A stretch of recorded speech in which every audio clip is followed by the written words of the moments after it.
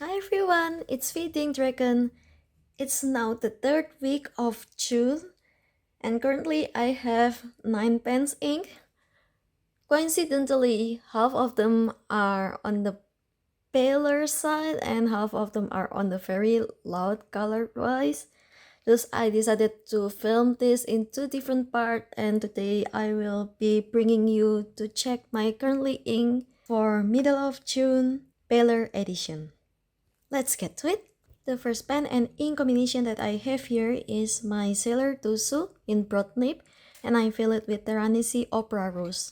This is the third ink that I filled inside my Sailor TUZU, and so far I didn't change the grip section. At this time, I felt that since when I write with this pen, the original grip arrangement was not really that comfortable for me in a way that it's not really hitting the sweet spot of this nib. So I decided to change the grip section a bit, and right now I feel like it really fits my writing angle and I can hit the right sweet spot.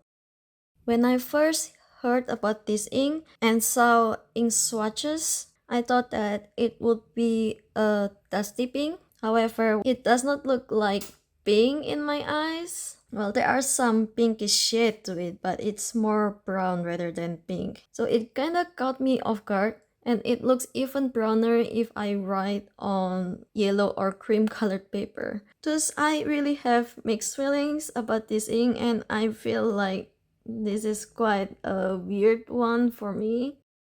As Teranishi Opera Rose is in the middle of being pink and being brown, I brought all the dusty pinkish swatches that I have here. I wanted to say that Teranishi Opera Rose is quite similar to Heaven Rule the Anchor or Alpen Upperset Pink, but from where I see it right now, they are not really that similar at all. The second pen and ink combination that I have here is my Sailor Pro Gear Imperial Black with medium 21 karat gold nib, and I fill it with Diamine BlueBlack City of London English Milk Tea. You can only get this ink from BlueBlack, a store in Korea. I kinda knew, but I don't know why I keep repeating this. Is that this Sailor Pro Gear nib is on my rather drier side. However, I keep putting light colored ink inside this pen, and usually a lighter colored ink are on the drier side compared to the darker colored. So, well, this ink is very beautiful, and I can understand why some people really seek this ink and even specifically bought it from South Korea. It is not a good match with this pen and nib, and so there are some times where I still need to push down the ink from the converter in order for it to write. So next time I will try to find either a wetter nib or a broader nib in order to enjoy this ink to its fullest. I normally don't drink black tea, but because I am inking the English milk tea, I am finding myself making black tea with milk for every morning ever since I ink this ink. From the writing sample here, Diamond English milk tea is on the paler side of brown, and it's quite close with Fasico, although Pannonia Fasico is more on the more saturated side compared to Diamond English milk tea. The third pen and ink combination that I have here is my Kaweco Perkeo with medium nib, and I fill it with Troublemaker C-Glass. This ink is gorgeous.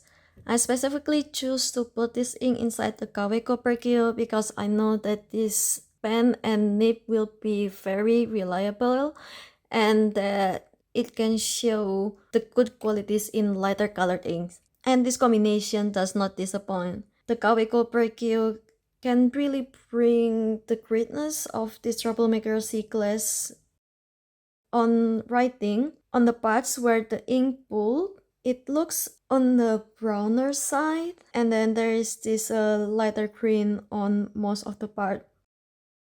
So it is a very interesting ink to look at closely, especially in longer writing, just because of how beautiful the complexity of the ink is. Although when I wrote with it today for a very long writing session, at some point the nib feels slightly dry and even stop writing. So I need to push the ink a bit and then it writes greatly again. From that experience, I suspect that this ink is on the drier side, but I don't really feel it just because this pen is wet for me. And plus, I really love my Kaweco Perkeo medium nib just because it is on the punchier side and it's quite different from my other Kaweco nibs. If I look not on the big blob of ink but more on the writing, Ferris wheel press Moss Spark Green is the closest to C class, although it is lacking the complexity in C class. Diamine Blue is also quite similar in a way, although it is more leaning to yellow compared to C class. It's quite a unique color.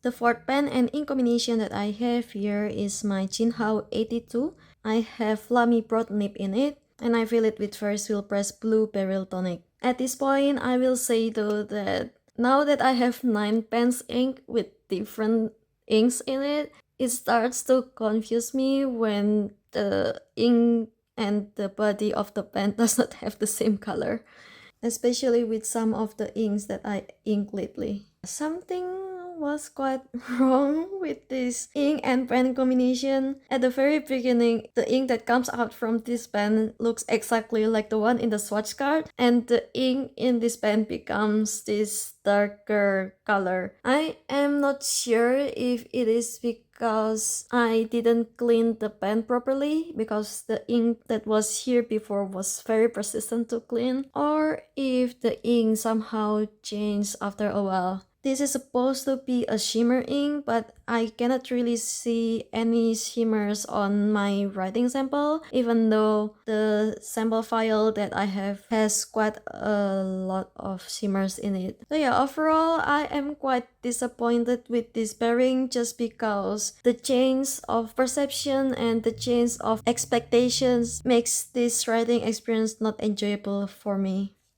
So yeah, Ferris wheel press blue Beryl tonic is blue leaning on purple. It should have a pink shimmer, although now I cannot see it on the swatch card as well.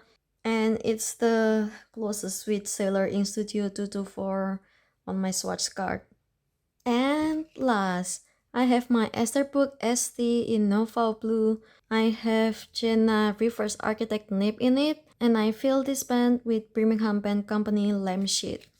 The reverse architect nib means that on regular angle it writes fine, and on reverse side it is an architect. This ink is definitely super gorgeous. Birmingham Pen Company Lampshade is a purple on the pale side, and at the same time there are just enough pastel in it that makes it legible. It writes nicely, and I don't really know what else to say about this ink other than that it is a gorgeous ink. I only have a small sample of this ink and I hope that I can use it to the fullest. Although next time I would try to put this ink on my Opus 88 because I would be very curious to try this and let the ink shows in a darker shade with a wetter pen and wetter nib. Lampshade is quite the unique color that out of all my ink swatches, the closest that I can find is Journal This Love and There, and Journal This Love and There is bluer than Lampshade. It's such a beautiful color. That's all that I have today for the pastel rainbow. What do you think? And see you on the next one. Bye bye!